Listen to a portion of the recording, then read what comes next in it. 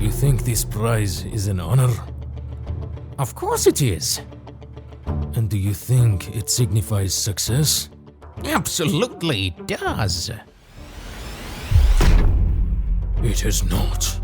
Take a look at Vietnam. You burned it, inch by inch with bombs. You divided the country in two and took the lives of millions. This prize should symbolize shame, not honor. Wow, why did this guy do that? Who in their right mind would reject a Nobel Prize? You're probably wondering what's going on, but you don't know the full story yet. I'm sure after hearing it, you'll understand him. So let me tell you. Time warriors! Vietnam is a region that for much of history was part of the Chinese Empire. However, in the 19th century, the French arrived and claimed ownership of it. This continued until 1940 during the chaos of World War II, when France was preoccupied. When the war ended with Japan's defeat, a man named Ho Chi Minh took control of Vietnam and declared a communist government called the Democratic Republic of Vietnam.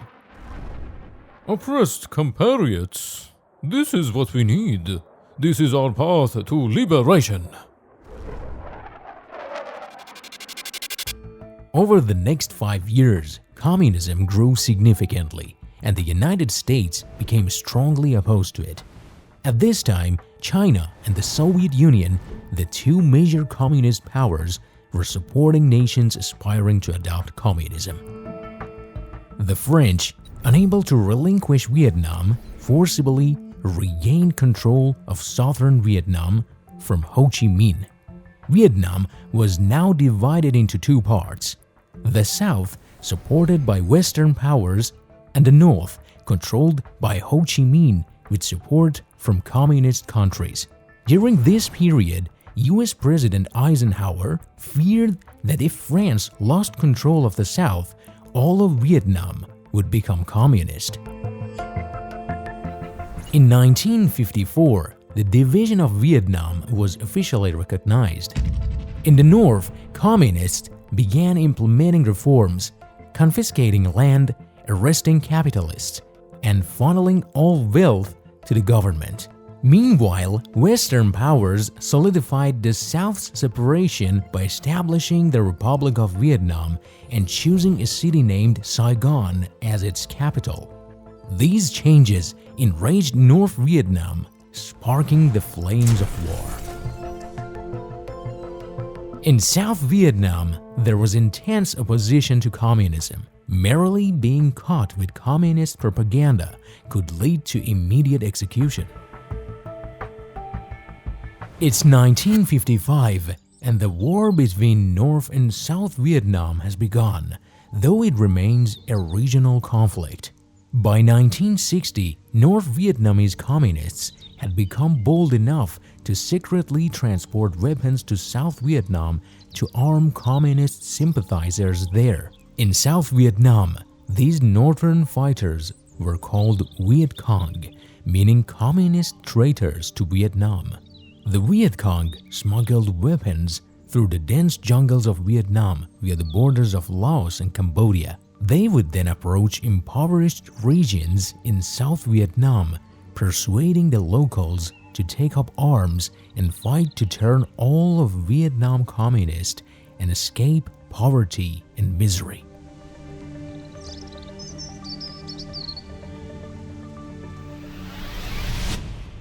Look at yourselves. It's disgusting. And it's all because of your government. If we become communist, will our lives improve? You will all become wealthy. No more hard labor. Communism will save you. In 1963, the war between the two halves of Vietnam continued. US President John F. Kennedy was observing from afar, wondering what to do. Initially, he began sending money and weapons to the South. At this time, most of South Vietnam's population was Buddhist, but the government, formed under French influence, was Christian. This government repeatedly pressured Buddhists to convert to Christianity, creating resentment among the Buddhist population and destabilizing South Vietnam. The United States needed to act, but Kennedy was tragically assassinated and his vice president Lyndon Johnson took his place.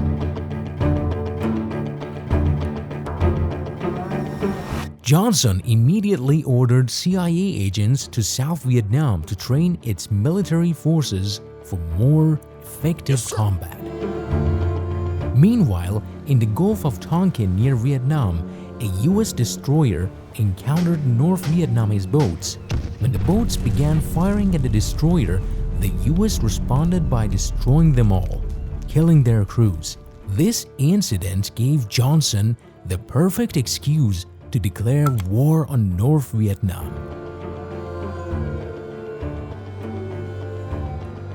2 days later, heavy bombing of North Vietnam began. Meanwhile, the Viet Cong launched constant attacks on the south, killing many before retreating back into the dense jungles. The United States, in turn, bombarded the north relentlessly. Civilians were the ones who suffered the most casualties in the back-and-forth war. When the US realized the dense jungles provided excellent cover for the Viet Cong, they resorted to using a chemical bomb called napalm to destroy the forests. Despite deploying their most advanced weaponry, the war saw little progress for either side. The Viet Cong fought guerrilla-style warfare, launching sudden attacks and retreating quickly. They knew the jungle's path better than the Americans and repeatedly ambushed them by digging tunnels and setting traps. Hey, little kitty. In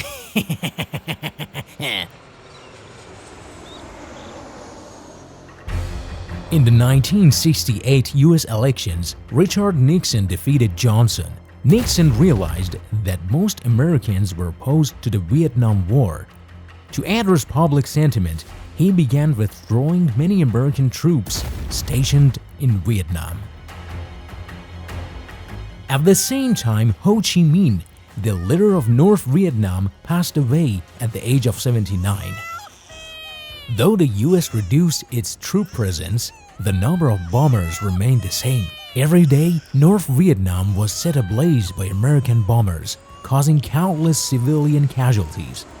Finally, in 1973, Brezhnev from the Soviet Union and Nixon decided to end the war and withdraw their forces from both North and South Vietnam.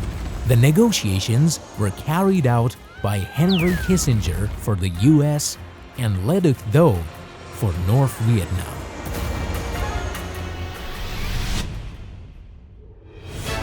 I'm so glad that this war is finally over.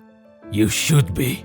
For their efforts, both were awarded the Nobel Peace Prize. Kissinger proudly accepted the prize, but Le Duc Tho rejected it, stating that the US had destroyed Vietnam and divided it in two. A year later, in 1974, the Watergate scandal forced Nixon to resign.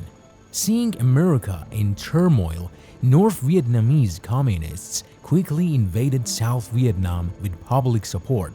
Many South Vietnamese believed communism could transform their lives. Within a year, North Vietnamese forces reached Saigon and occupied it. They surrounded the US embassy, forcing its staff to evacuate by helicopter from the rooftop. On April 30, 1975, North Vietnam finally captured South Vietnam, ending the war. The entire country became communist and was renamed the Socialist Republic of Vietnam.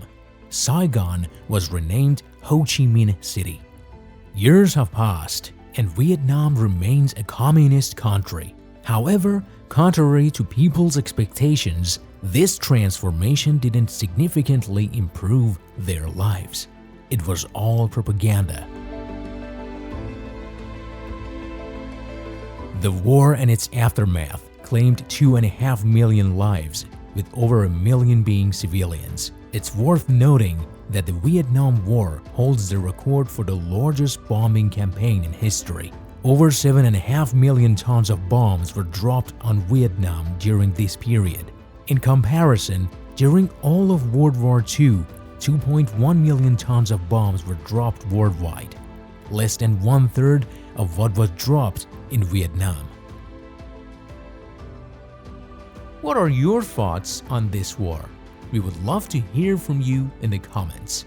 Also, creating each of these videos requires days of teamwork, so please support us by liking and subscribing. We hope you enjoyed this video. Goodbye.